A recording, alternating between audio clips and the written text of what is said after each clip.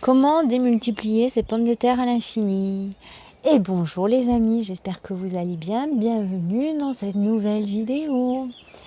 Alors, aujourd'hui, je vais vous montrer comment démultiplier et produire vos pommes de terre à l'infini, quasiment. Donc, en fait, c'est génial ce truc. Vous voyez, normalement, en temps normal, on prendrait les pommes de terre. Bon, celle-là, elle est moche, c'est pas un bel exemple. Bien sûr, il faut toujours que je pioche la plus moche. Hein. Voilà. Au hasard, genre. Au hasard, la meuf, elle prend la plus moche. Voilà. Par exemple, celle-ci, vous voyez.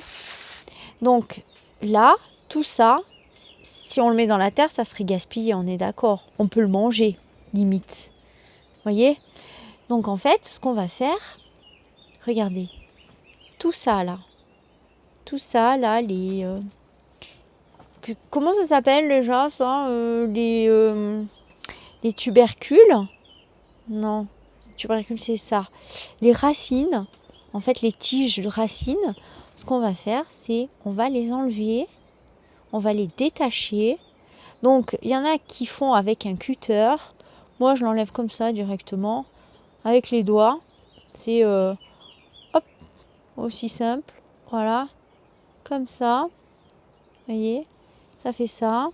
Vous voyez, il y a des toutes petites racines. Et ça, on va le mettre dans la terre et ça va prendre, tout simplement. Hop là. Et on arrache comme ça. Hop.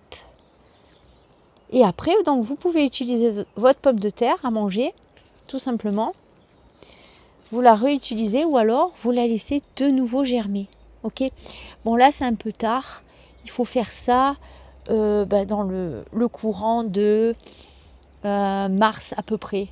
Début mars. Non, même pas.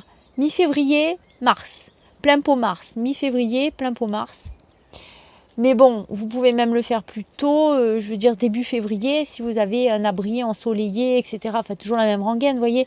Mais bon, pour les gens qui n'ont pas trop de luminosité comme moi, on fera ça plutôt mi-mars. Donc, il faut que vos pommes de terre elles commencent bien à germer, à faire des petites racines, là.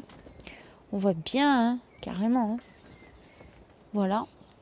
Et après, ce que vous faites, vous prenez donc ceci. Vous prenez votre pot, trempée bien sûr, enfin la terre bien imbibée de flotte, et tout simplement, vous venez l'enfoncer. Pas trop profond, vous voyez, pour que les petites racines... C'est un peu le principe de la pomme de terre douce, sauf que la pomme de terre douce, quand on la plante, elle n'a pas les racines. Elle va les faire. Mais elle a déjà les petites racines. Et hop, et voilà. Et ça va faire comme ceci, vous voyez. Bon, là, j'ai pas préparé mon pot. Voilà. Et ça va faire comme ceci. Et ça va donner ça.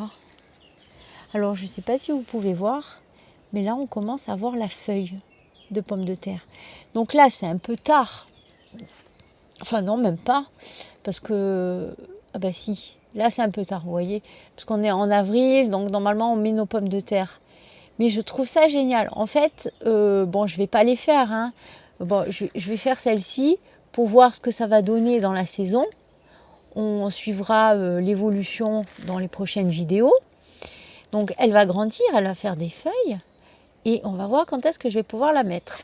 Alors là, en attendant, dès lundi, donc dès demain, ce que je vais faire, je vais mettre celle-ci directement en terre. Je pense que peut-être les endroits où ça n'a pas germé, parce qu'elles sont drôles ces pommes de terre là. J'ai les noms à la maison, je les ai notés. Pour une fois, tu vas me dire. Je les ai notés, donc je vous dirai c'est lesquelles. Voilà, mais elles sont, c'est les pommes de terre spéciales pour faire les gnocchis et les frites. C'est des pommes de terre à chair ferme. Je préfère les pommes de terre à chair ferme, personnellement.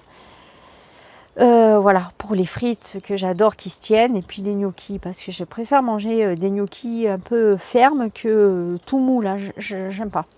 Ok, donc je vais les mettre en terre, seulement je pense que je vais couper cette partie, et ça, la garder pour faire des purées, voilà, hein, pour mixer et faire en purée, hein. Voilà. Parce que vous voyez, ça, quand même, mettre ça tout entier en terre, alors que le germe est si petit, et la pomme de terre reste encore bien, bon, c'est pas la peine. Hein. Donc voilà, je ferai ça lundi, il m'en reste pas beaucoup. J'ai fait...